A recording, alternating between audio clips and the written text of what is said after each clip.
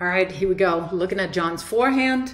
The one thing, John, that you mentioned is that you want to create more topspin and be able to hit more aggressively, because you feel that when you're starting to pick up the pace or wanting to pick up the pace, you lose control, you get jammed, you're a little, tentative then, and then you really have to hold back on the pace. So the one thing that I'm seeing is, and I'll let that run here at real life, real speed, is that you're not using your legs a whole lot. So let's talk about that here for a second. So if you're trying to just generate power with your arm, then it happens exactly what you're describing. You're losing control, because your arm is a part of how to create power. If you've ever heard that, the kinetic chain, hate to kind of use that, but you have heard me say use your legs to create power, right? So you're barely using your legs here, because we start creating in any chain of energy, if you want to call it that, kinetic chain, that's what it is.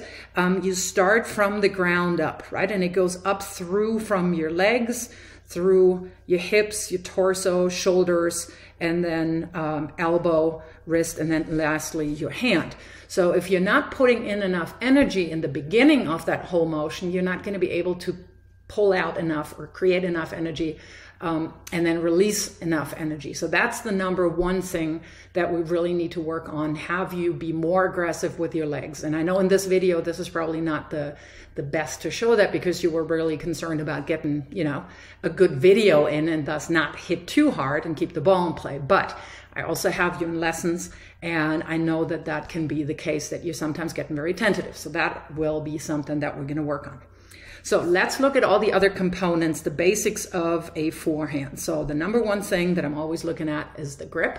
You have an Eastern forehand grip. That's perfect. Don't have to change anything there. And then let's look at your take back. I'm just going to let this roll forward.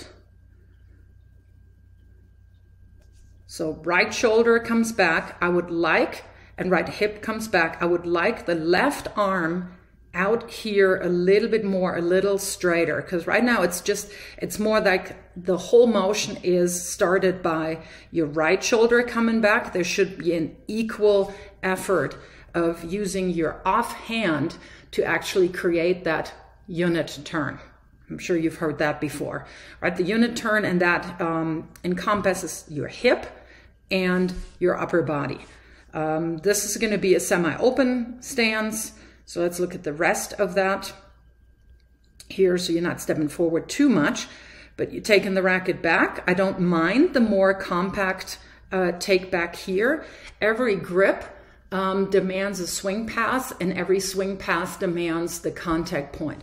And to me, that very compact take back is actually beneficial than when you want to accelerate a little bit more, because the further your limb is away from the core of your center, the harder it is to move it. So it's a lot easier to swing fast when you have your racket a little closer to the body. So that is all good. Racket drops.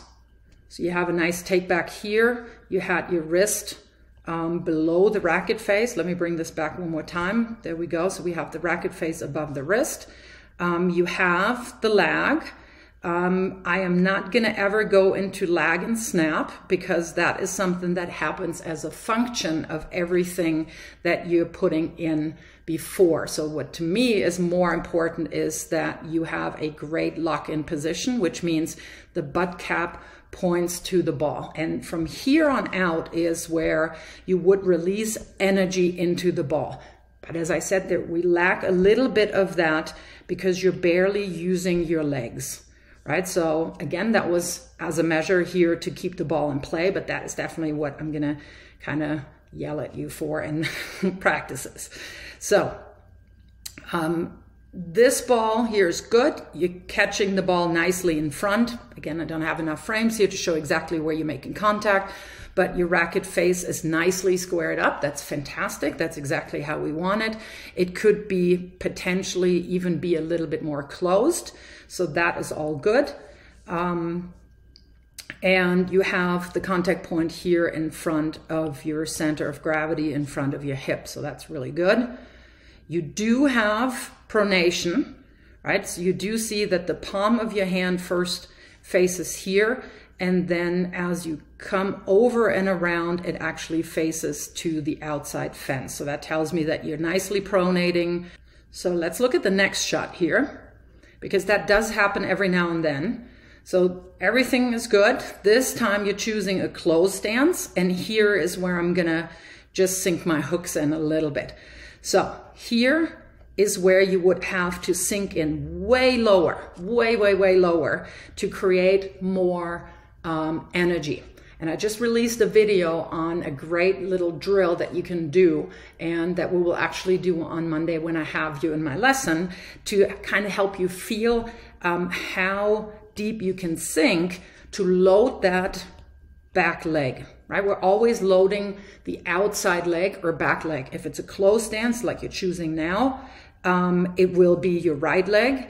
And if you're sinking lower, it's also then going to be easier to stride in and have a stance that is a little wider than what you have right now, right? It should be wider than your shoulders a little bit. So I would like to have a stride in here big time, and also not letting the ball come to you as late, and let it drop as low.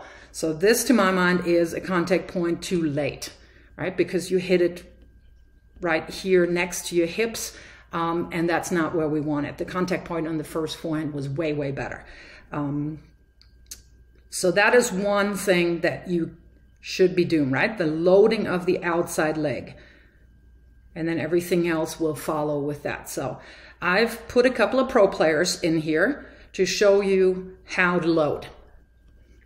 So we have Simona Halep, who has the best footwork on the planet, I think.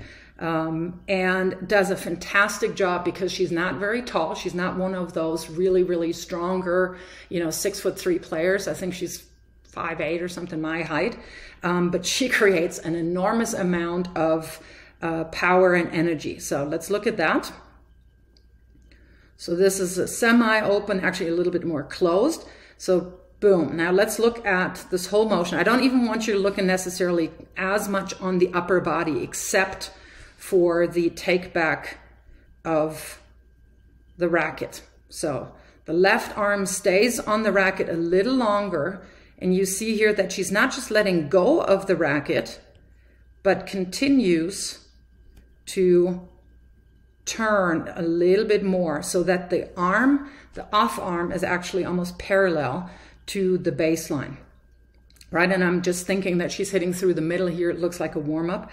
Other than that, don't look too much at anything else. I'll do a separate forehand analysis on her at some point, but I want you to focus on the back leg.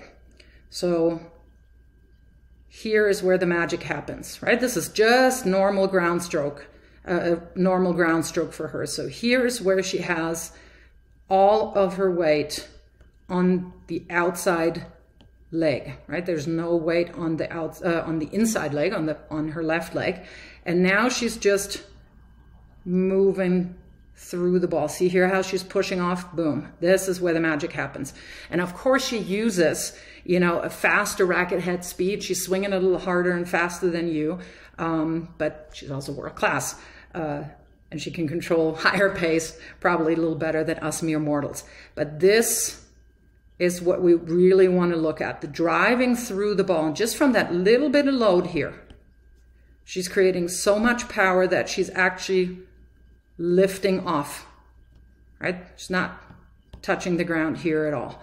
And that is where we see that kinetic chain, right? There's the load here, and everything follows in that chain. And you're also seeing her uncoiling into the shot. And that is just, boom, an absolute beautiful forehand right there. So let's look at one more with a little bit more of a semi-open stance.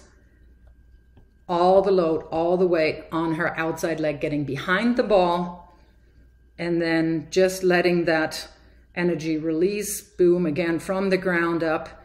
Right hip nicely comes through, right arm, everything else comes through, and hits a great ground stroke. So to give you one other example, we'll run through that here. before we actually look at the next example. We look at you from the back. So we have you here, and it's the exact same things that I would want to work on a little bit more.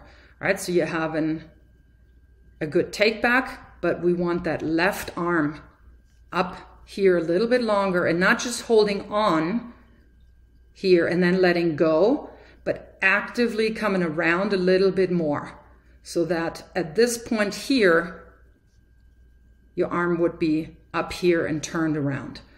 And you have a little bit of load on that, but we want that way deeper. And you saw in the example with Simona Halep, and you will see that in a second in the other example, the stance is wider, right? You're barely shoulder wide in that stance. And the more you drive off of that back leg and in, you will have a more stable shot, and you create just more power that way. And it's not just the good old just stepping in, because theoretically you are stepping in, right? Here's your left foot coming forward, but we need to do that more aggressively and way more consciously in your case there, because you're going to learn that. So contact point on this ball here is much, much better. Again, it's out here in front. You didn't let it drop as much, and follow through. Everything else is good. Falls high over your left shoulder. One thing that you can also, of course, use to create a little bit more pressure on your opponent is to move up 2 balls, right? And not letting them drop. So let's see if we can see that here. Yeah, that ball's already on its way down. So your body is actually, I want to see, probably about here is where you're on the apex, where you have the ball on the apex, like, yep, about there. Sorry, I'm not able to find that properly. I want to see it there. So that is probably where it's the highest bounce. And it's difficult to see that from the depth here perspective of how much further you would have to move up to take it on the apex or even on the rise, right? But you're letting it come down to you. So it's dropping back down, and that gives your opponent more time. So stepping in not only creates a little bit more power just physically, but stepping in more into the court to take that ball earlier inside the court creates time pressure for your opponent. And you don't then have to hit any harder, because just by the time that you are cutting that piece of court out, basically, right? You're taking that piece of court away. You're putting a lot more pressure on your opponent without having to overhit, which is beautiful. So let's look at one more here.